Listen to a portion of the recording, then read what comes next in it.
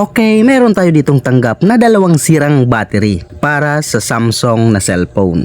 Ang issue ng isa ay lumobo at etong isa naman ay sira na yung terminal. So, kukunin natin itong terminal na okay pa galing dito sa lumobong battery at ililipat natin dito sa mukhang okay pa naman na battery na ang issue ay sira lang yung terminal. Nasira yung terminal dahil nahulog nga ito sa dagat, kaya naman nagkaroon ng corrosion, uminit at natunaw. Etong gagawin ko pala ay eto yung pinaka mas simple at pinaka mas madali para sa akin. Depende na yan sa gagawa, depende yan sa inyo kung anong gagawin ninyo. Pwede yung pinaka terminal lang yung itatransfer ninyo or itong pinaka isang set or itong buo na talaga yung ililipat ninyo sa kabilang battery. Madali lang dahil dalawang hinang lang naman ito, puputulin at ihihinang. So napakadali lang po kumpara dun sa napakaliit na terminal na itatransfer. So dito na lang po yung pinaka magandang gawin para hindi po tayo mahirapan.